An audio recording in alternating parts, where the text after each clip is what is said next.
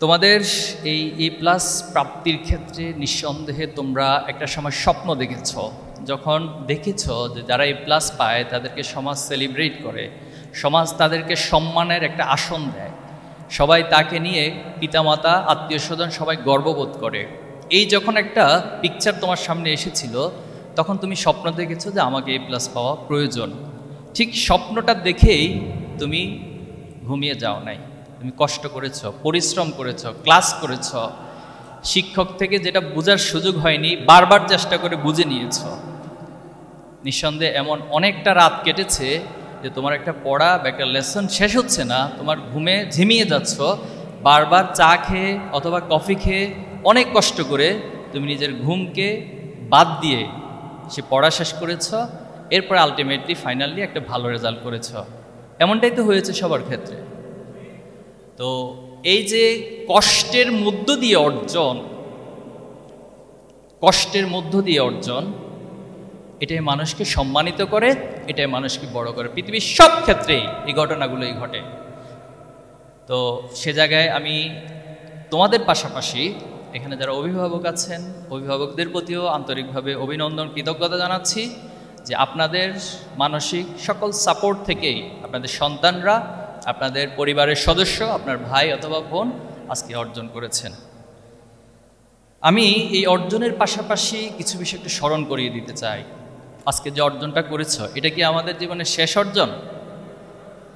এর আগেও হয়তো অনেক অর্জন করেছিলাম। ক্লাস 1 থেকে রুল হয়তো 1 ছিলাম, ক্লাসে ফার্স্ট বয় ছিলাম, ফার্স্ট গার্ল ছিলাম, এভাবে করতে করতে এখন SSC লেভেলটা পার করেছি। এই SSCর পরেও আমাদের জন্য অনেকগুলো লেভেল এখনো বাকি আছে।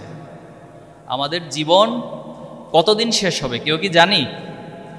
কে জানি যে ভাই আমার মতো, আমি জানা আছে যে আমি ইনশাল্লাহ আগামী 10 বছর পৃথিবীতে থাকবো, এটা আমি কনফার্মেশন দিচ্ছি। অথবা বাংলাদেশে গড় আয়ু 60 to 70 ভ্যারি করে, আমি ইনশাল্লাহ 70 ইয়ার্স এই পৃথিবীতে স্থায়ী থাকবো, এরকম কি কারো নিশ্চয়তা আছে? নেই। তাহলে আমাদের জীবন কার কখন শেষ হবে সেটা আমরা জানি না, কিন্তু এতটুকু জানি জীবন কখনো সমান্তরালভাবে চলে না, জীবনে উত্থান পতন থাকে। কোরআনে এই বিষয়টাকে এভাবে উপস্থাপন করেছে, ফাই ইন্না মাআল উসরি ইউসরা, ফাই ইন্না মাআল ইউসরি ইউসরা, যে মানুষের সহজ অবস্থার পরে একটা কঠিন অবস্থা আসে, আবার কোনো একটা কঠিন অবস্থার পরে একটা সহজ অবস্থা আছে। আজকে যদি আমরা মনে করি যে আমাদের SSC A+টাই আমার জীবনে সব কিছু হয়ে গেছে, তাহলে আমার জন্য সামনের দিনের আলটিমেট জায়গায় পৌঁছাটা বেশ কঠিন হয়ে যাবে। এজন্য আমার জীবনে হাসি আসবে, মাঝে মাঝে কান্না করতে হবে, অনেকবার নীরবে নিবৃত্তে কান্না করতে হবে, সেটা কেউ দেখবে কেউ দেখবে না। জীবনে অনেক হতাশার কারণ এসে সামনে দাঁড়াবে, কিন্তু আমি আমার স্বপ্নকে, আমার লক্ষ্যে পৌঁছার জন্য আপ্রাণ চেষ্টা চালিয়ে যাবে। তোমাদেরকে একটু সতর্ক করা হচ্ছে। সেলিব্রেশন তো করেছি, একটু সতর্ক করি। নিঃসন্দেহে আমার আগের বক্তারা ওই বিষয়গুলো বলেছেন। 2025 সালে তোমরা SSC পরীক্ষা দিয়েছিলে 19 লক্ষ, একসাথে 19 লক্ষ প্লাস SSC পরীক্ষা দিয়েছিলে। সেখান থেকে তোমরা A+ পেয়েছে 1,39,000, তার মানে বিশাল একটা সংখ্যা A+ পায়নি। মজার বিষয় হচ্ছে তোমার পরবর্তী যে ধাপগুলোতে তুমি যাবা, HSC বা আলিম পরীক্ষার পর যে বিশ্ববিদ্যালয় অথবা মেডিকেল, এটাই তো আমাদের ম্যাক্সিমামের স্বপ্ন যে আমরা একটা পাবলিক বিশ্ববিদ্যালয়ে ভর্তি হব অথবা আমি মেডিকেলে চান্স পাবো। কিন্তু এটাকে তুমি মজার বিষয় বলতে পারো, আবার হতাশার বিষয় বলতে পারো, আবার তোমার জন্য চ্যালেঞ্জ হিসেবে একটা দায়িত্ব হিসেবে নিতে পারো যে সেখানে সবগুলো পাবলিক বিশ্ববিদ্যালয় মেডিকেল যোগ করলে সিট সংখ্যা দাঁড়ায় 61,449। তার মানে আমার 1 লক্ষ যে A+ পেয়েছি, সেটার অর্ধেকের চেয়েও বাংলাদেশে তোমার জন্য বিশ্ববিদ্যালয়ের মেডিকেলে সিট সংখ্যা নেই। তাহলে কতটা কম্পিটিশনের মধ্য দিয়ে তোমাকে যেতে হবে। আমি আশা করি তোমরা সে লড়াইয়ে, সেই স্বপ্নে পৌঁছবা ইনশাআল্লাহ। আমাদের জীবনে অনেক অর্জন আছে, অর্জনের পর সফলতা। একটু খেয়াল করো শব্দটা, আমি জানি না খুব কঠিন হবে কিনা। অর্জন এবং সফলতা দুটোর মধ্যে পার্থক্য আছে। অর্জন মানে কোনো একটা জিনিস আমার ঝুলিতে আসলো, আর সফলতার একটা টার্গেট থাকে, একটা গোল থাকে। সেই গোল যখন পুরোপুরি অ্যাচিভ হয় সামষ্টিকভাবে, তখন সেটাকে আমরা সফল বলতে পারি। আর আরেকটা শব্দ আমরা এটার সাথে যুক্ত করতে পারি যে চূড়ান্ত সফলতা অথবা আলটিমেট সফলতা। তুমি ক্লাস 8-এ বৃত্তি পরীক্ষা দিয়েছো, বৃত্তি পাইছো, এটা একটা অর্জন, এটা নট তোমার সফলতা। কারণ তুমি বৃত্তি পরীক্ষা পেয়ে তুমি এসএসসিতে এসে ফেলও করতে পারো, এরকম অসংখ্য তোমার বন্ধুর ক্ষেত্রে ঘটেছে। আবার তুমি এসএসসিতে এ প্লাস পাইছো, এটা তোমার অর্জন, কিন্তু তুমি যখন ইন্টারমিডিয়েটে ফেল করবা অথবা এ প্লাস পাবা না, তখন এটা তোমার জন্য একটা ব্যর্থতা, যেটাকে আমরা সফল বলতে পারি না। আবার তুমি এসএসসি ইন্টারমিডিয়েট সবগুলোতে গোল্ডেন এ প্লাস পাইছো, কিন্তু তুমি কোথাও ভালো জায়গায় চান্স পাইলে না, এটাকেও আবার এক ধরনের ব্যর্থতা হিসেবে সমাজ ট্রিট করে। আর এভাবে করে আমি আমার প্রফেশনাল লাইফেও খুব ভালো কিছু অর্জন করলাম। প্রফেশনাল লাইফে সবচেয়ে ভালো, সম্মানিত এবং স্মার্ট একটা প্রফেশন আমি নিলাম, কিন্তু এরপরে আমি কোনো কারণে সব কিছু শেষ করলাম, দুনিয়ার জীবনের জার্নিটা শেষ করলাম। শেষ করার পর মৃত্যুর পর যখন আল্লাহর কাছে উপস্থিত হব, বা যেখানে যে যে ধর্মে বিশ্বাস করে, নিঃসন্দেহে আমরা এটা মনে প্রাণে বিশ্বাস করি যে মৃত্যুর পর আমাকে আমার সকল কাজের হিসাব দিতে হবে।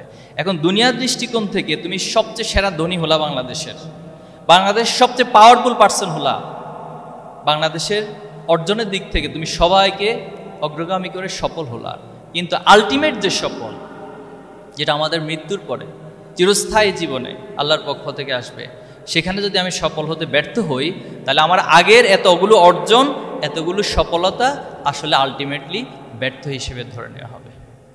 এই প্রসঙ্গে আমি লাস্টে আবার ফিনিশিং দিব। এখন আসো আমি তোমাদেরকে শুরুতেই স্বপ্ন দেখা এবং আশাবাদী হওয়ার বিষয় বলবো। তোমার অনেক লিমিটেশন থাকতে পারে, তোমার চাহিদার অনেক ঘাটতি থাকতে পারে, পারিবারিক যোগান অনেক কম থাকতে পারে, কিন্তু তুমি যখন স্বপ্নগুলো দেখবা, স্বপ্নের পিছনে লেগে থাকবা, তখন সেটা তোমাকে সফলতার দিকে নিয়ে যাবে। টমাস আলভা এডিসনের উদাহরণটা আমরা দেখতে পারি। তিনি 10,000 বার ব্যর্থ চেষ্টা করেছেন বৈদ্যুতিক বাল্ব আবিষ্কার করতে গিয়ে, এবং প্রতিবার তিনি ব্যর্থ হয়ে, তিনি এটাকে ব্যর্থতা বলেন নাই, তিনি ওনার জন্য শিক্ষা বলেছেন, এবং সেখান থেকে শিখে 10,000 বারের পরে তিনি এই বৈদ্যুতিক বাল্ব আবিষ্কার করেছেন। মজার একটা ঘটনা আছে, উনি যখন প্রাইমারি স্কুলে গিয়েছিলেন, তো প্রাইমারি স্কুলের শিক্ষক টমাস আলভা এডিসনের কাছে একটা চিঠি লিখে ধরিয়ে দিলেন যে তুমি এটা তোমার মায়ের কাছে দিবা। তো স্বাভাবিকভাবে তিনি সেটা আনলেন এবং মায়ের কাছে দিলেন। মা সে চিঠিটা দেখে মায়ের চোখ দিয়ে পানি বের হচ্ছিল, গড়িয়ে পড়ছিল, কান্না করছিলেন মা। তো টমাস জিজ্ঞাসা করলো যে মা তুমি কান্না কেন করছো, চিঠিতে কি লেখা আছে? তখন তার মা বলেছিল চিঠিতে লেখা আছে আপনার সন্তান টমাস একজন অসাধারণ ব্যক্তি। কি বলেছে? আপনার সন্তান টমাস একজন অসাধারণ ব্যক্তি। মায়ের কাছ থেকে এই কথা শোনার পর তার ভিতরে একটা উদ্দীপনা কাজ করলো যে আমার শিক্ষক আমার সম্পর্কে এই ধারণা রাখে, আমার মা আমাকে জিনিসটাকে এত চমৎকারভাবে প্রেজেন্ট করেছেন, তার মানে আমাকে সমাজে, পৃথিবীতে একটা অসাধারণ কিছু হয়ে দেখাইতে হবে। পরবর্তীতে যখন তিনি সফল হইলেন, পৃথিবীবাসীকে পরিচিত পাইলেন, তখন তিনি ওনার মায়ের চিঠিটা কালেক্ট করছেন, খুঁজে পাইছেন। খুঁজে পেয়ে তিনি চিঠিতে দেখছেন যে ওনার মা বলেছেন যে টমাস একজন অসাধারণ ব্যক্তি। আসলে চিঠিতে কি লেখা ছিল? চিঠিতে লেখা ছিল, শিক্ষক বলছেন যে আপনার সন্তান একজন অপদার্থ, তার মতো এত মেধাহীন ছাত্র আমাদের ক্লাসে আর নাই, তাকে মেহেরবানি করে এই প্রতিষ্ঠান থেকে আপনি নিয়ে যান। তার মা যদি ঠিক ওই মুহূর্তে এই কথাগুলোই তার সন্তানকে বলতো, তাহলে আজকে হয়তো তিনি টমাস আলভা এডিসন হইতে পারতেন না। এজন্য আমাদের এই উৎসাহ উদ্দীপনা, আমি অভিভাবকদেরকে অনুরোধ করব, মাঝে মাঝে আপনার কাছে মনে হইতে পারে হতাশার অনেক কারণ থাকতে পারে, বাট উৎসাহ উদ্দীপনাটাকে কখনো কমিয়ে দিবেন না, এবং এই উৎসাহ উদ্দীপনার প্রচেষ্টাই একটা সময় আমাদেরকে সফল করবে। ইমাম বুখারী রাহিমাহুল্লাহ, তিনি বুখারী শরীফের মতো পৃথিবীর সেরা হাদিস গ্রন্থ সংকলন করেছেন, অথচ তিনি এমন অবস্থা ছিল, দারিদ্রতার কারণে বই কিনে যে পড়বেন সে পড়ার মতো সামর্থ্য ছিল না। তিনি সব জায়গায় শুনে শুনে হাদিসগুলো মুখস্থ করে নিতেন। আজকে তিনি ইসলামী শরিয়ার ক্ষেত্রে, হাদিস শাস্ত্রের ক্ষেত্রে কত বড় ভূমিকা রেখেছিলেন, শুধুমাত্র ওনার আপ্রাণ প্রচেষ্টার কারণে। আমরা ইবনে সিনার কথা নিঃসন্দেহে জানি, চিকিৎসা বিজ্ঞানে তিনি অসাধারণ অবদান রেখেছেন। ক্যানন অফ মেডিসিন, ওনার যে রচিত বই, সেটা চিকিৎসা বিজ্ঞানের একটা আমূল পরিবর্তন ঘটিয়ে দিয়েছে পুরো পৃথিবীতে। অথচ সেই ইবনে সিনাও তার পারিবারিকভাবে খুব দারিদ্র ছিলেন। এজন্য আমাদের কাছে মাঝে মাঝে হতাশার অনেক কারণ আসতে পারে, বাট আমরা হতাশ হব না। হেলেন কিলার ছিলেন আমেরিকান ঔপন্যাসিক। তো ওনার ক্ষেত্রে একটা মজার ঘটনা আছে। তিনি ডিজেবল ছিলেন, অর্থাৎ তিনি বধির ছিলেন, অন্ধ ছিলেন। তো একটা সময় সাংবাদিকরা ওনাকে কোশ্চেন করলেন যে সৃষ্টিকর্তা আপনাকে এভাবে ডিজেবল করেছে, শারীরিকভাবে প্রতিবন্ধী করেছে, আপনাকে সৃষ্টিকর্তার প্রতি রাগ হয় না, একটু ক্ষোভ জন্ম নেয় না? তখন তিনি উত্তর দিয়েছিলেন যে সৃষ্টিকর্তা আসলে আমাকে এত অসাধারণ জিনিসগুলো দিয়েছেন, সেটাকে প্রতিভাগুলোকে কাজে লাগাতে গিয়ে কোনটা যে আসলে আমাকে দেয়নি সে হিসাব নিকেশে আমি কোনোদিন করি নাই।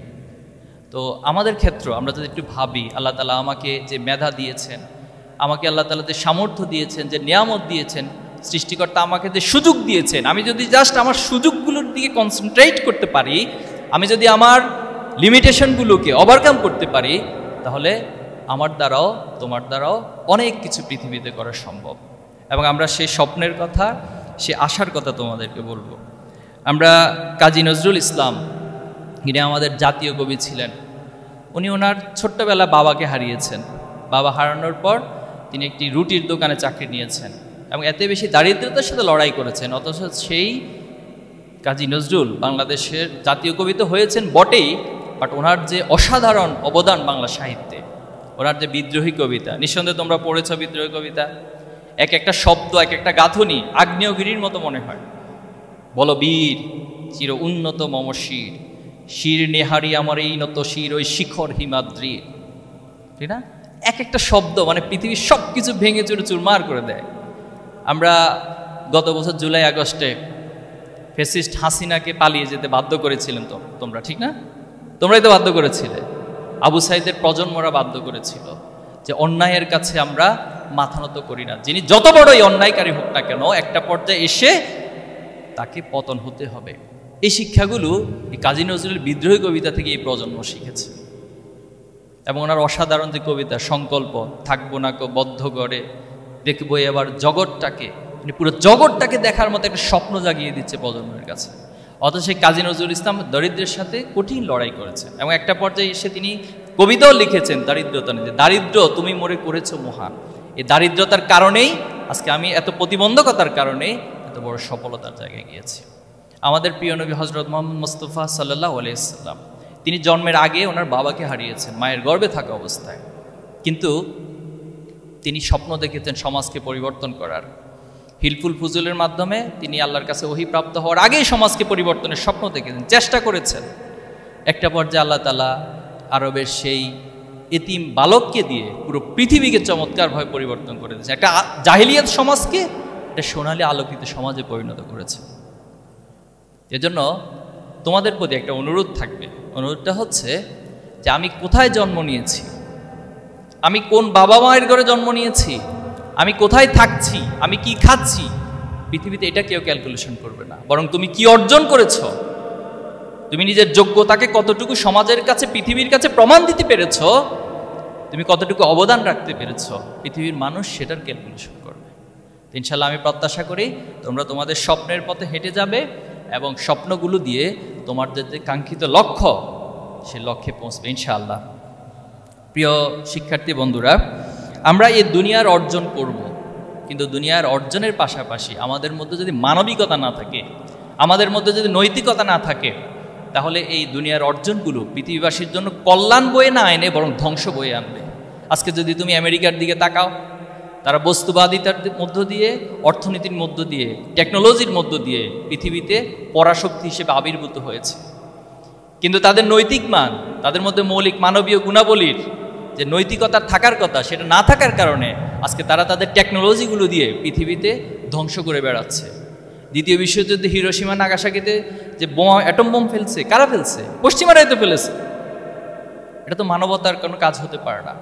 আজকে ফিলিস্তিনবাসীর উপরে কী ধরনের নির্মম নির্যাতন চালানো হচ্ছে, শিশুদেরকে, নারীদেরকে হত্যা করা হচ্ছে। কেউ আহত হওয়ার পর অ্যাম্বুলেন্সে করে হসপিটালে যাচ্ছে, সেখানে পর্যন্ত বোম্বিং করে তাদেরকে ধ্বংস করে দেওয়া হচ্ছে। একটা যুদ্ধ বিধ্বস্ত জায়গায় ত্রাণের জন্য সবাই একত্রিত হচ্ছে, সেই ত্রাণ নেওয়া অবস্থায় তাদেরকে উপর থেকে হেলিকপ্টার থেকে গুলি করে হত্যা করা হচ্ছে। এর নাম মানবতা? অথচ আমাদের এখানে এসে তারা মানবাধিকার কমিশন গঠন করে, আমাদের এখানে এসে আমাদেরকে মানবাধিকার কার্ড দেয়, সবক শিখায়, দার্স দেয় মানবাধিকারের উপরে। অথচ তারাই পৃথিবীতে স্পষ্ট সবচেয়ে মানবাধিকারের লঙ্ঘন বেশি করছে। তাহলে এটার কারণ কি? আমি আমার দুনিয়ার অনেক অর্জন করেছি, পৃথিবীর সেরা ধনী তারা তৈরি করছে, পৃথিবীর সবচেয়ে ভালো টেকনোলজিস্ট তারা তৈরি করতেছে, বাট তারা পৃথিবীকে মানবতা শিখাতে পারছে না। আজকে তোমার ভিতরে উদারতা থাকতে হবে, মানুষের প্রতি মমত্ববোধ থাকতে হবে, ভালোবাসা থাকতে হবে। মানুষের কাছ থেকে শুধু উপকার নিয়ে তোমার কাছে ভালো লাগা কাজ করলে হবে না, বরং কতজন মানুষকে তুমি উপকার করতে পারতেছো, তোমার মাধ্যমে কতজন উপকৃত হচ্ছে, সেটা তোমার মধ্যে একটা ভালো লাগা কাজ করতে হবে। এর মধ্যে তুমি মানবিক হয়ে উঠবা। পারা যাবে? এজন্য দেখো, মানুষ আর পশুর মধ্যে একটা পার্থক্য আছে। আমাদের বাবা মারা বলে না সবাই যে বাবা মানুষের মতো মানুষ হও, অথবা আমাদের অভিভাবক যারা আছেন, আত্মীয় স্বজন যারা আছেন, বাবা আল্লাহ তোমাকে অনেক বড় করুক, অনেক মানে মানুষের মতো মানুষ হিসেবে তুমি যেন আল্লাহ তোমাকে কবুল করে, এই দোয়া করেন। কেন করেন? এটা কোরআনে আল্লাহ তাআলা বলছেন যে মাঝে মাঝে মানুষ এমন চরিত্র ধারণ করে, সে মানবিকতাকে হারিয়ে ফেলে, সে পশুত্বের জায়গায় পৌঁছে যায়। বলা হচ্ছে উলাইকা কাল আনাম বাল হুম আদাল, তারা পশুর মতো, মাঝে মাঝে তার চেয়ে নিকৃষ্ট। আমি কয়েকটা উদাহরণ দিয়ে তুমি বুঝবা। যেমন আবরার ফাহাদকে যখন হত্যা করা হয়েছে, তোমরা জানো তো এই ঘটনাগুলো, ইতিহাসগুলো একটু জানার চেষ্টা করবা। বুয়েটের মেধাবী শিক্ষার্থী আবরার ফাহাদ, সে নামাজ পড়তো, এজন্য সে শিবির, তাকে শিবির বলা হয়েছে। সে হচ্ছে কোনো অন্যায় হলে অন্যায়ের প্রতিবাদ করে, এজন্য তাকে শিবির বলা হয়েছে। পরবর্তী দেখা গেল তার বন্ধুরা কয়েকজন মিলে তাকে সারা রাত ধরে সাপের মতো লাঠি দিয়ে পিটিয়ে পিটিয়ে সারা রাত পিটাইছে, পিটিয়ে পিটিয়ে হত্যা করছে। এখন প্রশ্ন হলো, আবরার ফাহাদকে আমরা মেধাবী বলছি, ভালো বলছি, আবরার ফাহাদের সাথে যারা ভর্তি হয়েছিল বুয়েটে, নিঃসন্দেহে তারাও তো অনেক কম্পিটিশন করে, অনেক মেধার পরিচয় দিয়ে সেখানে ভর্তি হয়েছে। কিন্তু তাদের ভিতরে এই মানবিকতাটা কেন তৈরি হলো না যে আমি আমার একজন বন্ধুকে এভাবে পিটি হত্যা করতে পারি না? তার মানে তার মানবিকতার, মোরালিটির ঘাটতি রয়েছে। বিশ্বজিতের কথাও তোমরা শুনেছ। বিশ্বজিৎকে বলা হলো সে শিবিরের হিন্দু শাখার সদস্য। পরবর্তী তাকে পুরো পৃথিবীবাসী দেখেছে, মিডিয়ার সামনে লাইভ টেলিকাস্টের মধ্য দিয়ে তাকে কুপিয়ে হত্যা করা হয়েছে। এজন্য আমরা ভালো ছাত্র হব, পৃথিবীতে অনেক কিছু অর্জন করব, কিন্তু আমাদের ভিতরে মানবিকতা। তুমি ডাক্তার হও, কিন্তু মানবিক ডাক্তার। তুমি এমন ডাক্তার হইও না তোমার সামনে তোমার রোগী মারা যাচ্ছে কিন্তু তুমি তোমার টাকা পেড করার আগে সেখানে হাত দিবা না, এরকম ডাক্তার তুমি হইও না ভাই।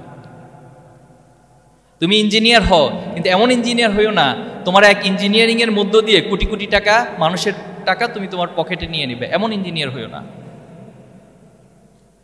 তুমি এমন শিক্ষক হইও না যে শিক্ষকের কাছে অভিভাবক তার সন্তানকে পাঠিয়ে তাকে টেনশনে থাকতে হয়, তুমি এমন শিক্ষক হইও না। এরকম অনেক শিক্ষককে আমরা পেয়েছি, অনেক পরিমলকে আমরা পেয়েছি, যাদের কাছে শিক্ষার্থীদেরকে পাঠিয়ে তারা শিক্ষার দেওয়ার নামে অনৈতিকতা শিক্ষা দিয়েছে, অশ্লীলতা শিক্ষা দিয়েছে। বরং কিছুদিন আগে আমরা দেখেছি যখন মাইলস্টোনে বিমান বিধ্বস্ত হলো, সেখানে আমাদের একজন শিক্ষিকা মেহেরিন ম্যাম, তিনি তার নিজের জীবনের ঝুঁকি নিয়ে অনেক শিক্ষার্থীদেরকে বাঁচিয়েছে, কিন্তু একটা পর্যায়ে তাকে নিজেকে মারা যেতে হয়েছে। আমরা এমন মানবিক শিক্ষক হতে চাই, পারা যাবে না ইনশাআল্লাহ।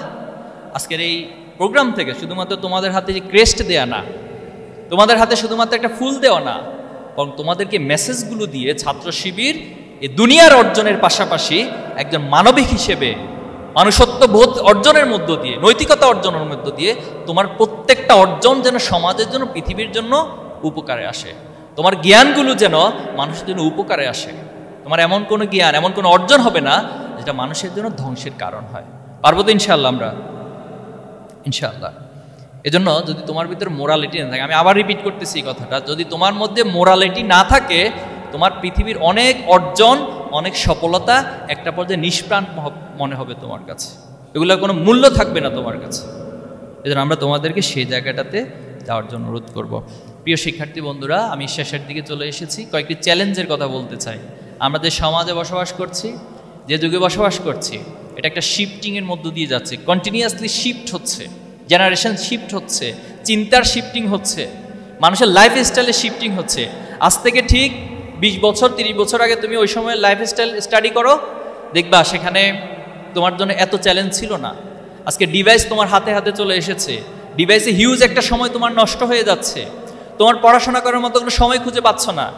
একটা গবেষণা উঠে এসেছে যে বাংলাদেশের টোটাল শিক্ষার্থীদের মধ্যে মাত্র 20% তারা তাদের একাডেমিকের বাহিরে কিছু পড়াশোনা করেন, আর বাকি 80% তারা একাডেমিকটাকে তো ভালো করে কি পড়েন সেটা অন্য বিশ্লেষণ, বাট একাডেমিকের বাইরে তাদের কোনো স্টাডি নেই। অথচ আজকে থেকে 30 বছর আগে তুমি দেখবা যে যখন শিক্ষার্থীরা কোনো বন্ধ আসতো, তখন তারা আগে থেকে বই কালেক্ট করতো লাইব্রেরি থেকে এবং সেই বইগুলো পড়তো। তারা যখন কোথাও লং জার্নিতে যেত তাদের ব্যাগের মধ্যে বই নিয়ে যেত, যাতে করে বাসে বসে অথবা যানবাহনে বসে সে বই পড়তো। কিন্তু আজকে সেটা কোথায় এসে দাঁড়াচ্ছে? আজকে কারো হাতে বই খুঁজে পাওয়া যায় না। কি খুঁজে পাওয়া যায়? কি খুঁজে পাওয়া যায়? মোবাইল খুঁজে পাওয়া, স্মার্টফোন খুঁজে পাওয়া। আর স্মার্টফোনে কি নিঃসন্দেহে কন্টিনিউয়াসলি একাডেমিক পড়াশোনাই হয়, সেখানে ফ্রি ফায়ার হয়, আগুন ধরে যায়, ঠিক না?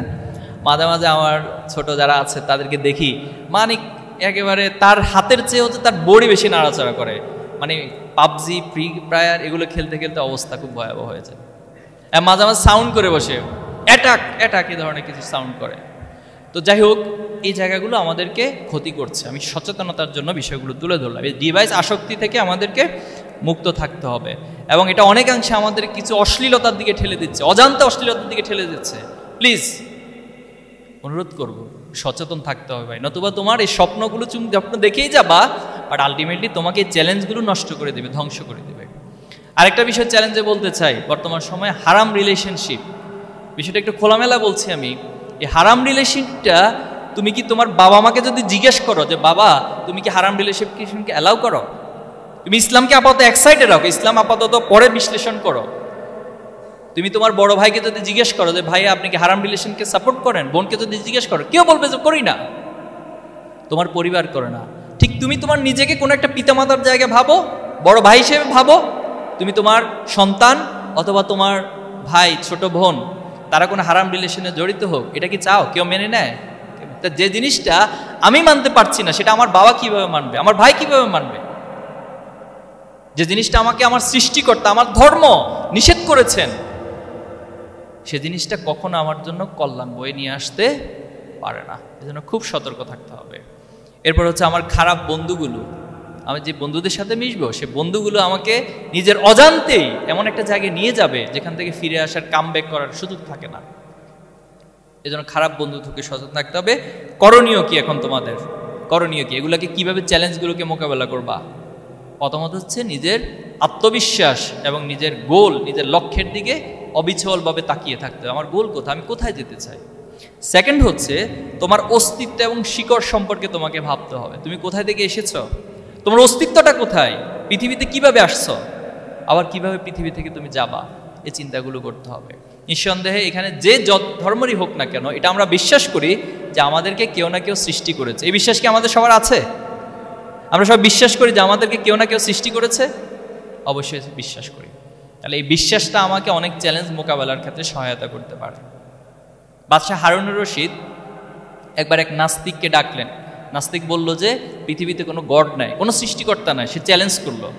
তখন হারুনুর রশিদ ইমাম আবু হানিফাকে কল করলেন যে ওই নাস্তিককে যুক্তি দিয়ে যেন বোঝাতে পারে যে পৃথিবীতে একজন স্রষ্টা আছেন। তো ওকে একটা টাইম ঠিক করা হলো, নাস্তিক আসলো। আসার পর ইমাম আবু হানিফা রহমাতুল্লাহ ইচ্ছা করে দেরি করলেন সে প্রোগ্রামে আসার ক্ষেত্রে। পরবর্তী যখন তিনি আসলেন, আসার পর ওনাকে জিজ্ঞেস করলেন যে আপনি তো আরও অনেক আগে আসার কথা ছিল, এত লেট কেন করেছেন? তো তিনি বললেন যে আমি যখন আসবো নদীর পাড়ে দাঁড়ালাম, কোনো ধরনের নৌকা পেলাম না। তো ঠিক আমি নদীর দিকে তাকিয়ে আছি, এর মধ্যে অনেক সময় চলে গেছে। তো কিভাবে আসবো চিন্তা করতে করতে হঠাৎ দেখলাম যে নদীর পাড়ে যে গাছগুলো আছে এই গাছগুলো কাঠ হয়ে গেল, এই কাঠগুলো আবার একসাথ হয়ে গেল, একসাথ হয়ে এটা প্যারেকের মধ্যে দিয়ে একসাথ হয়ে নৌকা হয়ে গেল, কোনো মাঝি নেই। এরপর আমি নৌকাতে উঠলাম, নৌকা আমাকে এখানে নিয়ে আসলো। এটা জাস্ট উনি একটা ফান করেছেন অথবা একটা গল্প সাজিয়েছেন। নাস্তিক এবার তেলে বেগুনে জ্বলে উঠলো যে আপনি এ ধরনের অযৌক্তিক কথাবার্তা কোত্থেকে নিয়ে আসলেন, যে কোনো ধরনের কাঠুরি থাকবে না গাছ কাটার মতো, এরপরে নৌকা বানানোর মতো কোনো মিস্ত্রি থাকবে না অথবা কোনো মাঝি থাকবে না, আপনি এমনি এমনিতে নৌকা হয়ে যাবে এভাবে চলে আসবেন, এটা তো একটা অযৌক্তিক কথা। তখন ইমাম হানিফা বললেন যে সামান্য একটা নৌকা যদি এমনি এমনি তৈরি না হয়ে থাকে তাহলে পৃথিবীর এত চন্দ্র, সূর্য, গ্রহ, তারা, সমুদ্র, নদী, গাছপালা, মানুষ, এগুলো কি এমনি এমনি সৃষ্টি হয়ে গেছে? এটার কি কোনো নিয়ন্ত্রণ কর্তা নেই? অবশ্যই আছে।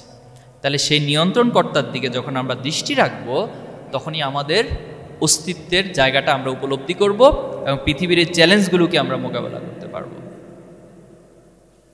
টাইটানিক জাহাজ যখন রওনা করেছে, জানো তো ইতিহাস টাইটানিক জাহাজের?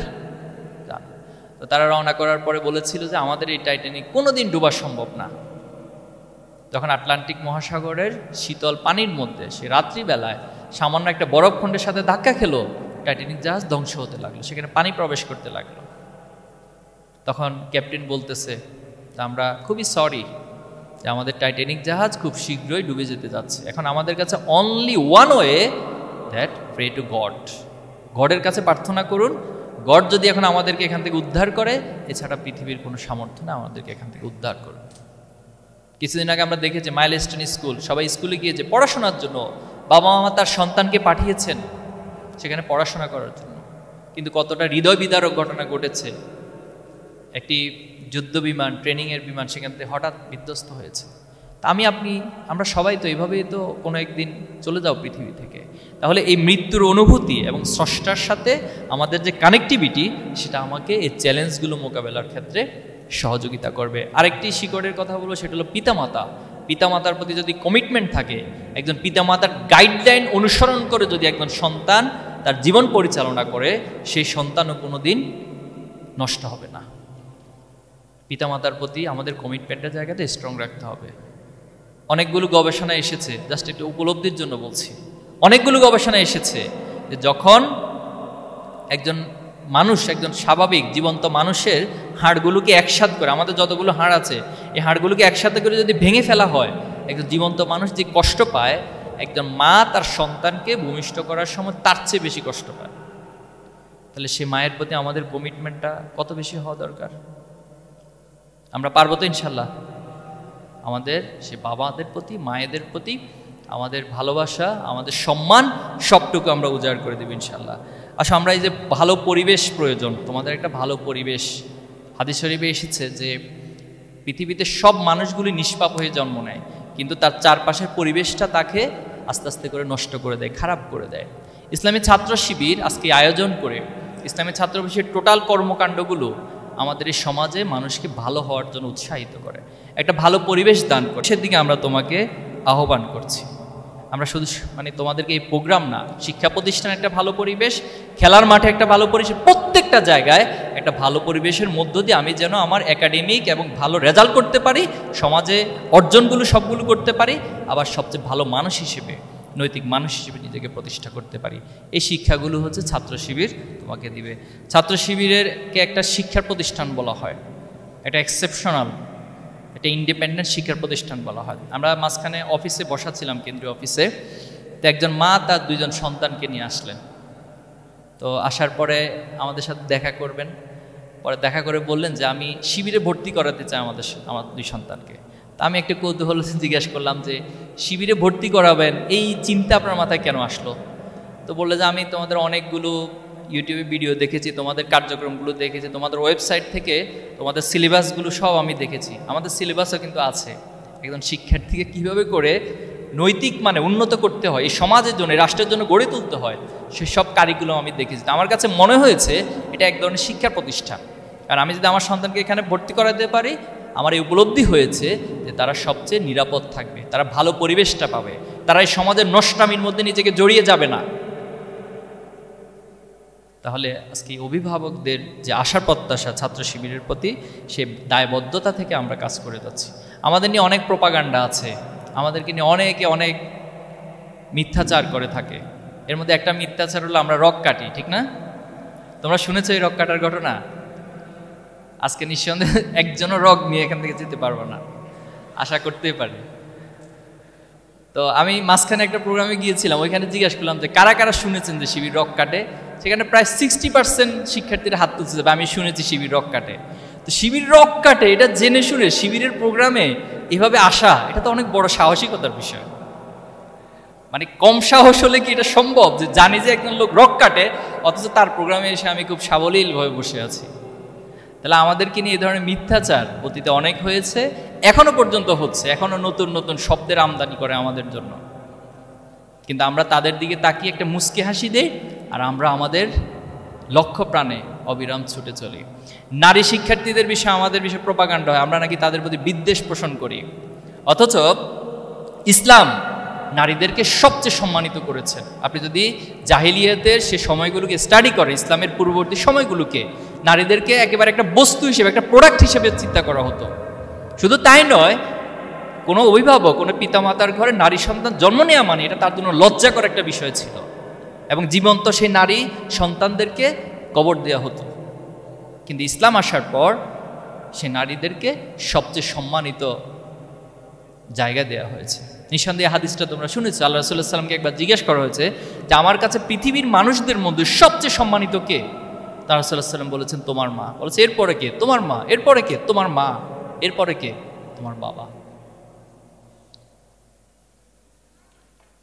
আর অন্যান্য ধর্মাবলম্বী যারা আছেন, আমরা আপনাদের প্রতি সর্বোচ্চ সম্মান প্রদর্শন করি। আপনারা আপনাদের ধর্ম পালন করবেন। ইসলামে কখনো অন্য ধর্মের প্রতি বিদ্বেষ পোষণ করা, এটাকে নিষেধ করা হয়েছে, ডিরেক্টলি নিষেধ করা হয়েছে, হারাম করা হয়েছে। আপনারা এই গল্পটাও জানেন যে আল্লাহ রাসূলুল্লাহ সাল্লাল্লাহু আলাইহি ওয়াসাল্লাম সম্পর্কে একবার বলা হয়েছিল যে তিনি মক্কা বিজয়ের পর যাকে যেখানে পাচ্ছেন হত্যা করতেছেন। তখন এক বৃদ্ধ মহিলা, তিনি তার সব কিছু ছেড়ে দিয়ে, তার ঘরবাড়ি ছেড়ে দিয়ে অন্যত্র চলে যাচ্ছেন। তো মাঝখানে আল্লাহ রাসূলুল্লাহ সাল্লাল্লাহু আলাইহি ওয়াসাল্লামের সাথে দেখা হলো। তাকে জিজ্ঞেস করা হলো যে আপনি কোথায় যাচ্ছেন? বলা হলো যে মুহাম্মদ আজকে মক্কা বিজয় করেছে, এজন্য সে যাকে যেখানে পাচ্ছে সেখানে হত্যা করছে, এজন্য আমি পালিয়ে চলে যাচ্ছি। তখন রাসূলুল্লাহ সাল্লাল্লাহু আলাইহি ওয়াসাল্লাম বললেন আপনার তো এই ব্যাগপত্র নিতে কষ্ট হচ্ছে, আপনি এগুলো আমার কাঁধে দিন।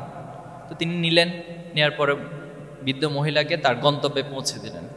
পৌঁছে দেওয়ার পরে বলতেছে আজকে তুমি আমাকে অনেক উপকার করছো, মুহাম্মদের হাত থেকে তুমি আমাকে বাঁচাইছো। যে মুহাম্মদ আজকে যাকে যেখানে পাচ্ছে তার ধর্ম গ্রহণ না করলেই তাকে কতল করে ফেলতেছে। কি ভয়াবহ কথা।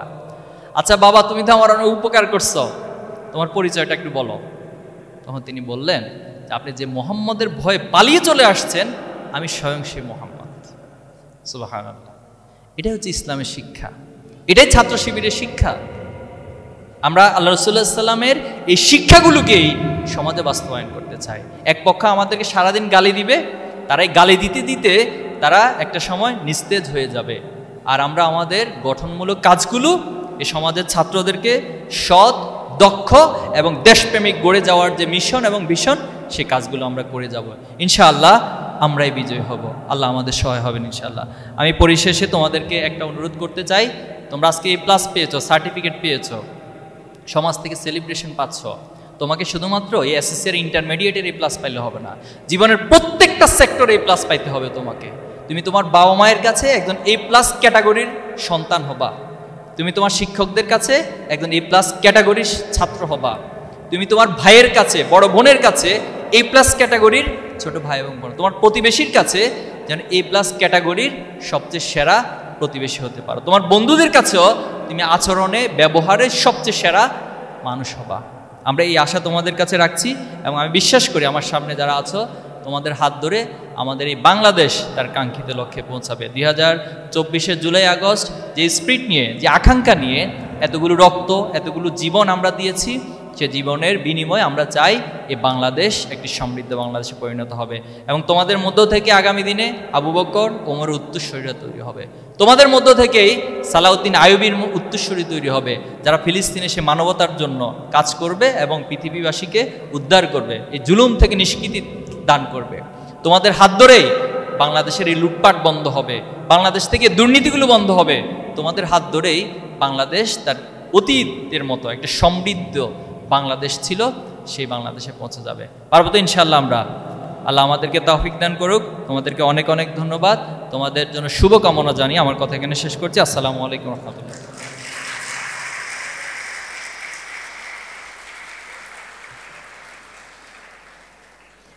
ধন্যবাদ জানাচ্ছি আজকের প্রোগ্রামের সম্মানিত